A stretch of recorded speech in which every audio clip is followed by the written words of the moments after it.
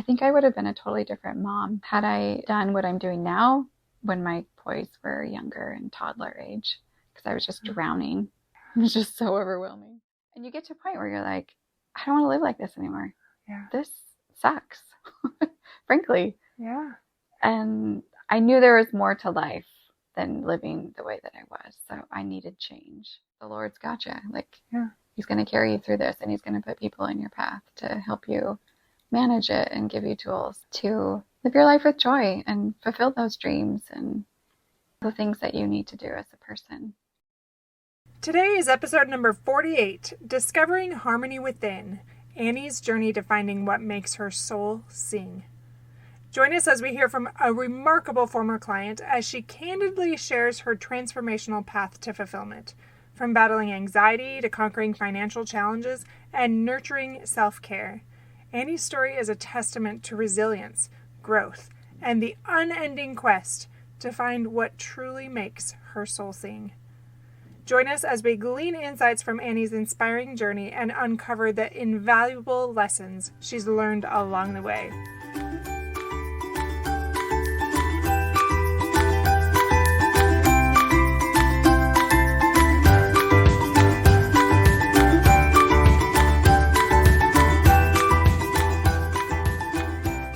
Hello, I'm Kendra Nielsen. Welcome to Fulfillment Therapy, where you will improve your relationship with yourself, your loved ones, and with God. You'll find healing, wellness, crucial mindset shifts, and self-development help. I'm a licensed therapist, personal trainer, and coach. In this podcast, you'll learn the skills and confidence needed to transform your life from merely surviving to living a fulfilling, flourishing life. You can't reach your God-given potential and become who you were meant to become by remaining where you are. If you're ready, we'll create an ignited life you can't wait to wake up to. And yes, it's possible. It's your time to shine, my friend.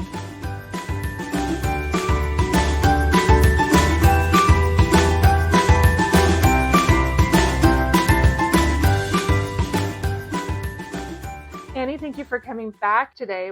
We had an audio issue, so we're back in person this time, hoping it works well. Take two. Yes. And we were just talking about how often things happen for a reason. So there's something else that we're supposed to speak to today. And I'm excited to find out what that is. So thank you again for coming. It's an honor. Thanks. Yeah. Do you mind sharing a little bit how we crossed paths and your background information?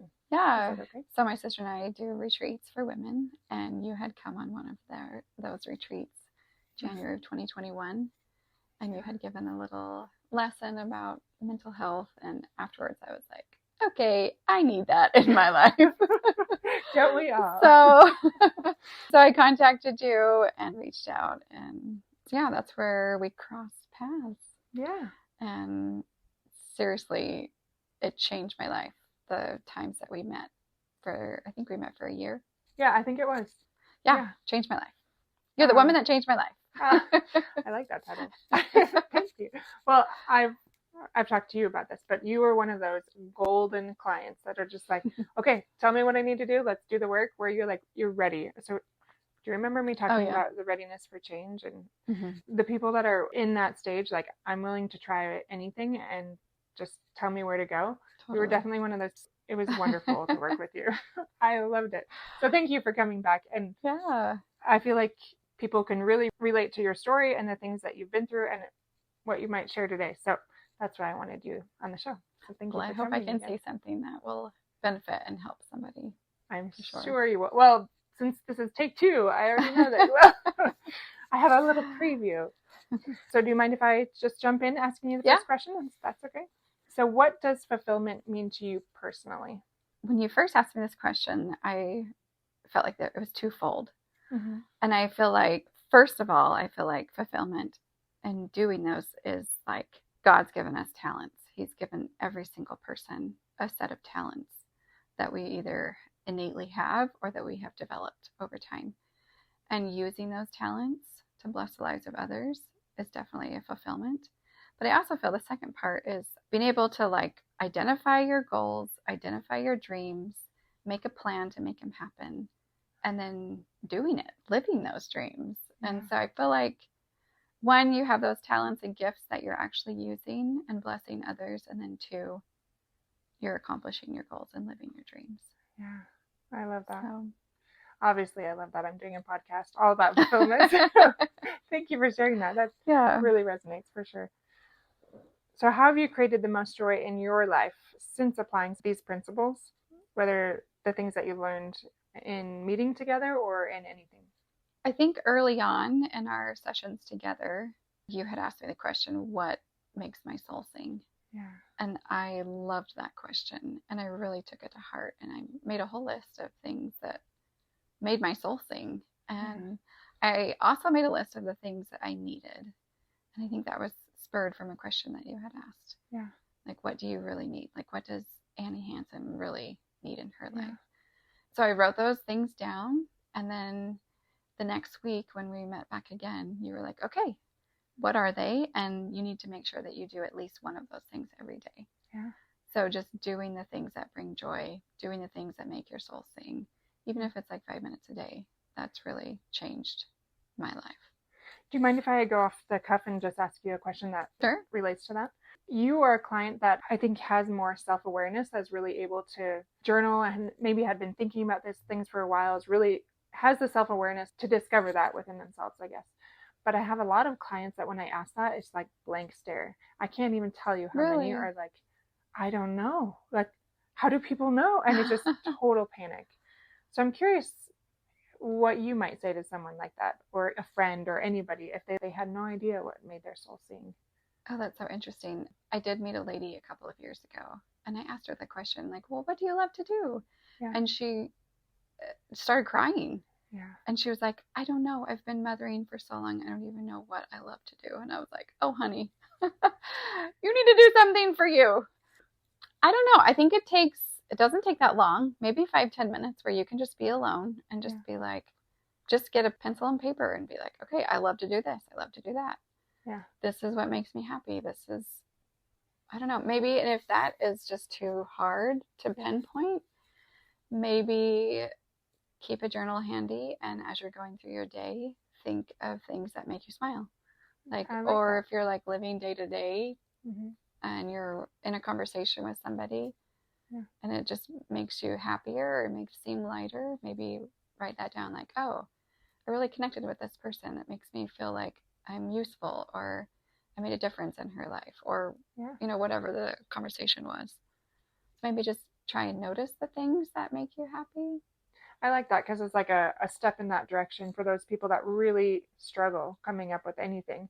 So maybe just that it made me smile. It was a little bit, there was this sense of lightness or joy there that maybe I wouldn't have really noticed. Even still, after all these years, that people don't know that, and yet I hear that constantly. Yeah, that's so hard for me to believe. I know. I believe you, but I can't even imagine not knowing what made me happy. I know, which breaks my heart really for sad. those people. Yeah. And it just shows that there's something culturally that's amiss, that if they are that depleted and haven't practiced self-care or their passions or developed talents for maybe their whole life, that how sad that is, and how much help they need. I think as Americans, we're a very driven people, and especially within the Church of Jesus Christ of Latter-day Saints, our culture is to go and do all these things, and it's, you know, you're never done serving.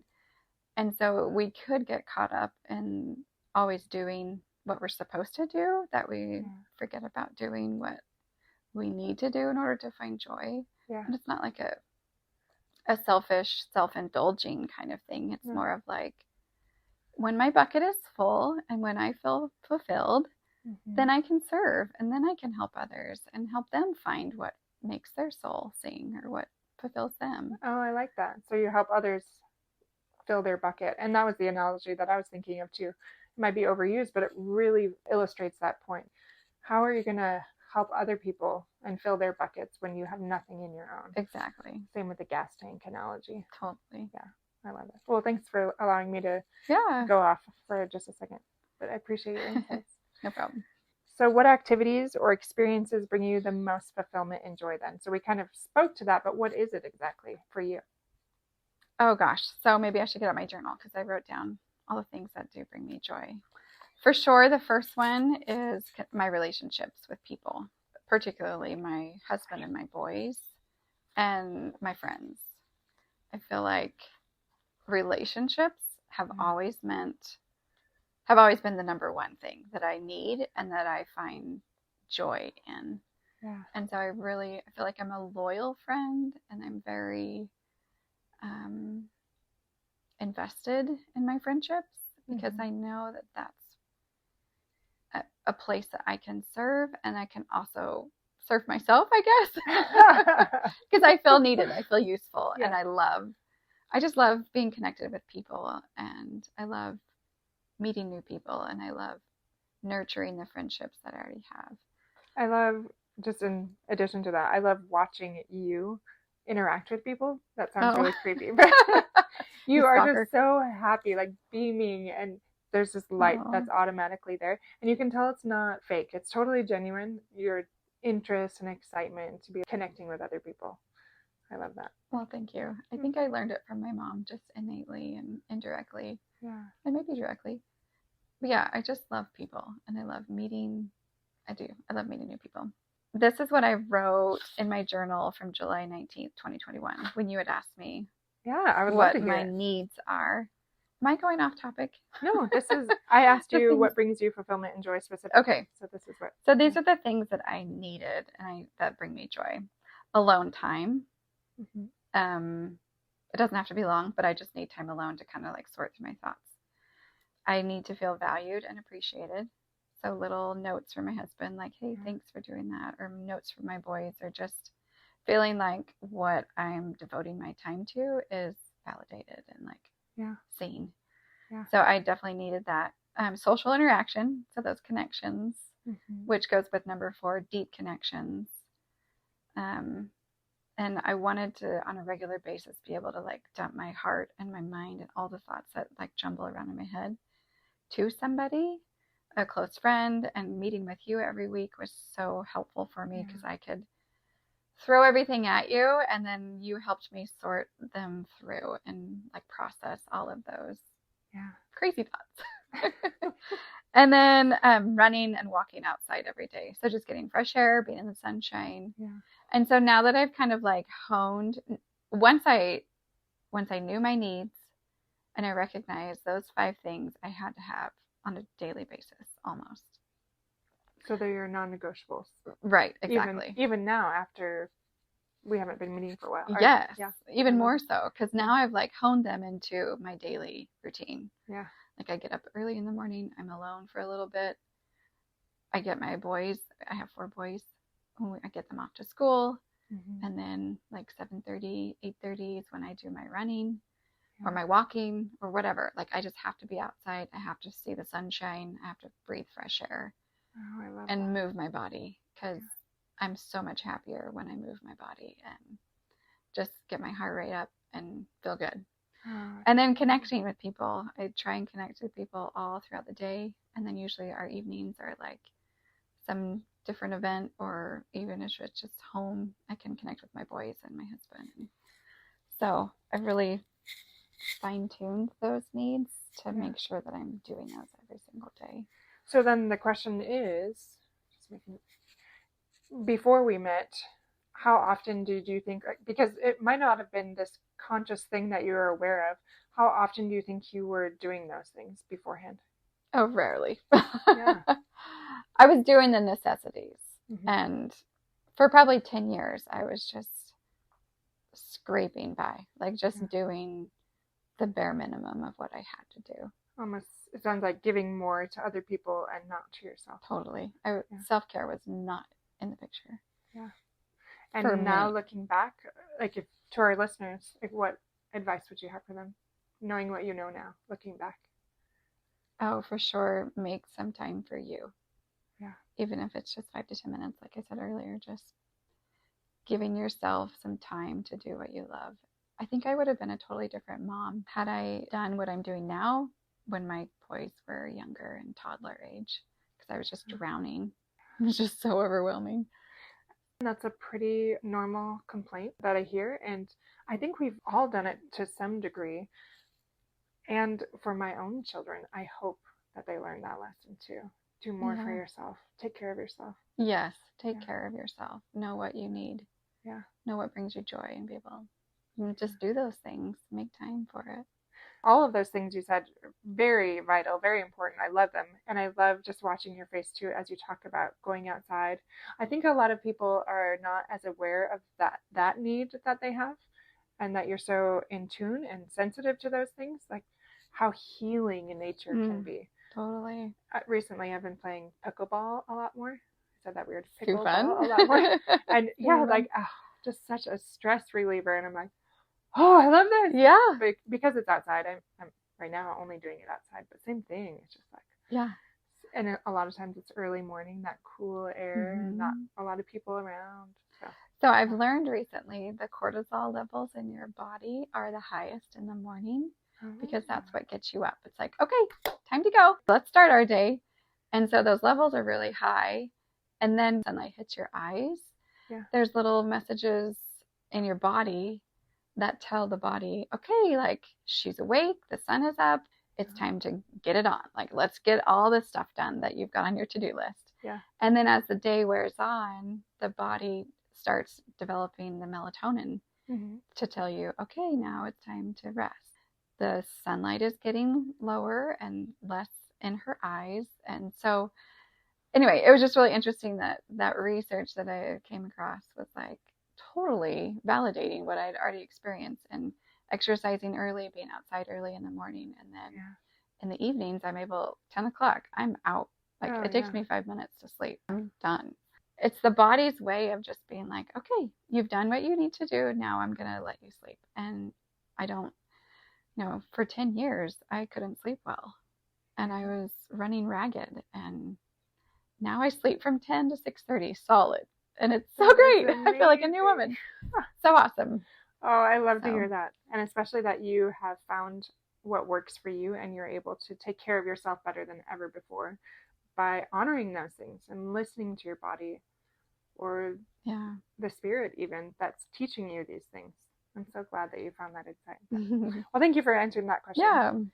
So the next question I have for you is, have you discovered any unexpected sources of fulfillment in your life?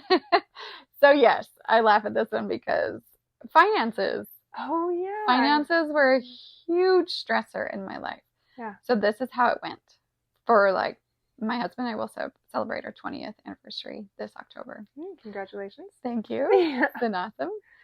And crazy. And thanks for being real with that. Like, it's not always awesome, but I get that. I still love my husband and we're happily married most days. So totally for the first probably 15 years of our marriage, this is how it went. Oh, let's talk about our finances. Okay, fine. So we'd sit down at the computer and I would cry and he would be like, I don't know what to do. I don't know how to help you. Like, and then we would just go back and forth. So it would always just end horribly. Yeah. So I hated finances. I always felt poor. I always felt like we never had enough. I always felt like we were just scraping by. I felt like we were still college students. I asked a really awesome neighbor of mine, ours, and I was just like, hey, I need some help with my finances. Like, help me figure this out because I always feel like I'm poor. Yeah. And he and his daughter, who is my age, his daughter's a good friend of mine, we decided to do money meetings once a month. And so we'd meet at his little pool house that he has. And we would meet and we would talk about our finances. And every month I had to report to him with everything that we have spent and everything that we had earned.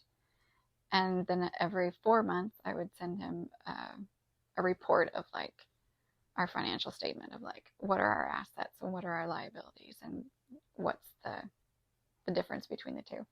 That is impressive. First of all, like that's very intimidating for a lot of people. And so awesome that you did that. Yeah, he's a millionaire. Like, oh, wow. And so it was very intimidating. I was like, okay, here we go. I might have overspent at the thrift store. Oh, no kidding. Yeah, I was like, I went a little overboard at the DI. Sorry. I spent $40. Just the 10 that I intended to spend. I guess getting back to the question of like what was so unexpected, but now it's like, I love it.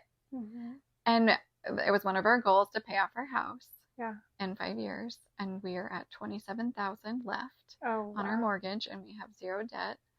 after that 27,000 is paid. But Mike has really helped us get on track, and me especially, because my husband doesn't meet with him. It's just me and Mike and Jamie is his daughter. And so it was totally unexpected that I love it now. I'm so nerdy about it. And I love doing the charts and all the little printouts. Like tomorrow, I'm going to put in his mailbox all the things that we've done for the month of August. And so just to clarify, Mike is the one that was helping you, and you, before I wasn't quite sure, were you the one avoiding it, or were you the one saying, we need to talk about this? Oh, good question. I was the one avoiding it. Okay, so this is pretty big for you to be all in. Oh, I hated it. I hated any talk about money and finances. Okay. That had to do with on a personal level. Like, I love talking about money and like where to invest things and how people spend their money and their trends, Yeah. But when it came to me personally, I hated it. I always felt guilty. I always felt like I spent too much because my husband worked and I did all the buying of everything. Right. And it was always too much. Mm-hmm. And we just didn't manage it well. We didn't talk about it a whole lot. And we didn't have we didn't stick to a budget because I just couldn't. And it was just always a negative sore spot. And I always came away crying and feeling guilty. Not that my husband ever made me feel guilty. Mm-hmm. He never ever did. He would always just say, well, we'll just try something else. Like, we'll just do a different way of let's manage this differently or whatever. I love that you're speaking to this too, because this is one of the realms actually of wellness. I don't know if you remember like the wellness wheel. So one of them is finances. And this is something I don't speak a lot to. I think I've talked about it once on the podcast, but it's very much like if this is off or a miss, or this can be really heavy for people and cause major mental health problems. As you really focused on this and like kind of went all in, what did that do for you and your mental health and really fulfillment then? Oh, it was liberating. I felt like, I do have control over my finances. I'm not always poor. We're not poor. Yeah. We can't afford things. I just have to manage it in a way that I can afford what I want. And you can't afford everything. Mm-hmm. But you just have to decide what are the things that we can afford and what are we going to do without so that we can accomplish the goals that we have. Oh, I love that. It's like you went from a fixed mindset to this growth mindset and switched from scarcity to abundance. And there's parameters, there's boundaries, but there's freedom in that too, instead of it being a constraint and weighing you down. Yes. Yeah. And in addition to that, I always felt like the victim. Like, we don't make enough. That was always we got to make more. I got to find out how to work from home or get another job or whatever. But that wasn't the problem. It was we didn't manage our money well and we weren't connected as a couple to really move forward. And so I got out of the victim mentality to I'm in charge of this. We are in charge of this together. Mm-hmm. And this is where we want to go. And what are we going to do to get to that point? Oh, I love that so much. It's been night and day difference. That's amazing. Completely unexpected. Yeah. I had no idea that I would love it so much and get so nerdy about it. It's so great. I think that's amazing. Fun. Actually, I do remember because last time I was like, we'll have to have you back talking about finances. Really the specifics. I feel like that would really speak to a lot of people. And I know you're like, I don't know all these things, but you've been doing this for a while now. And the biggest things, and you can tell me if you think this is the biggest, but you sought out help from somebody that is really an expert, it sounds like, because he's doing so well financially. And then you had regular accountability. Totally. That was key. Yeah. Yeah. And not just nice, easy, comfortable accountability for somebody that's, it's okay. Yeah. Well, at one point. Maybe he will. I don't know. No, he yells at me. I cried one time. It was over Christmas and I was like super stressed and I was like, I'm going to pay for all the Christmas presents. He was like, Annie, get a grip. So yeah, he definitely puts me in my place. Yeah. And, but he's good. Like, I know there's respect there and we're friends. Yeah. But yeah, I know that he means well and he wants me to succeed so much that he's pushing me.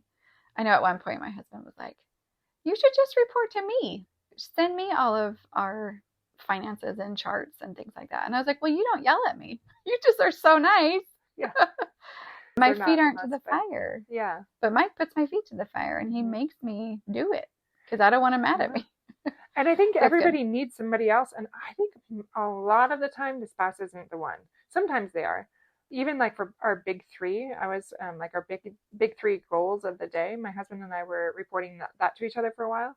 And then I realized for me personally, I need a super consistent person, or I need to know that I'm going to be this super consistent person. Right. I guess that doesn't really make sense because it's both.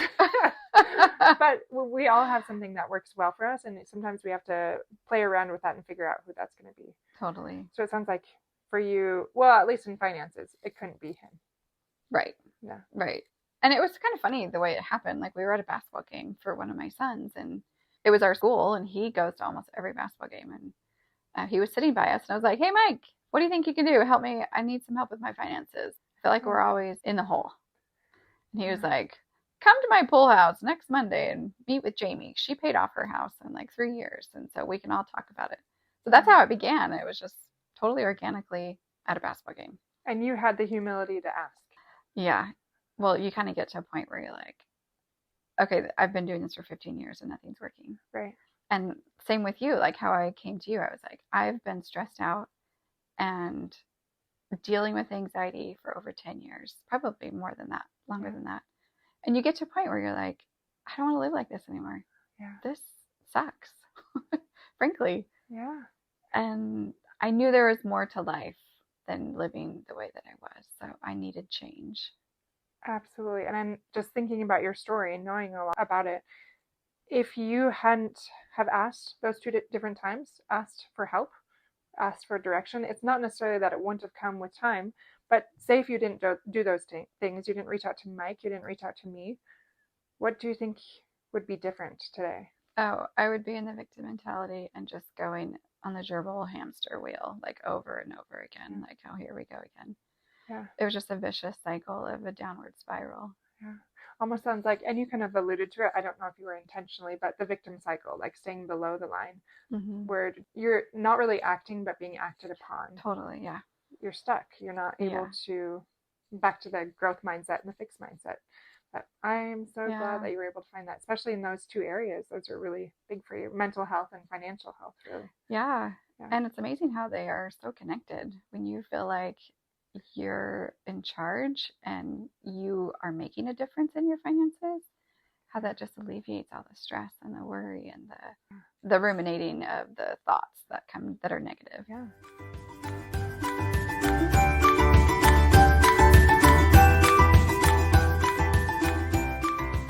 If this podcast has helped you gain the insights and skills needed to propel you towards transformation and joy, the number one way to help me is to leave a written review on Apple Podcast. Like you, I'm striving to become my higher self by helping others thrive. And I do that most effectively if you use your influence and give a review. Share this episode with a friend or share it on social media and let others know how it has helped you. I would be so very grateful and excited that we're creating positive ripples in so many lives. If you want to connect, you can find me on Fulfillment Therapy on Facebook and Instagram, or go to fulfillmenttherapy.org. Thanks for listening and shine boldly and brightly, my friend.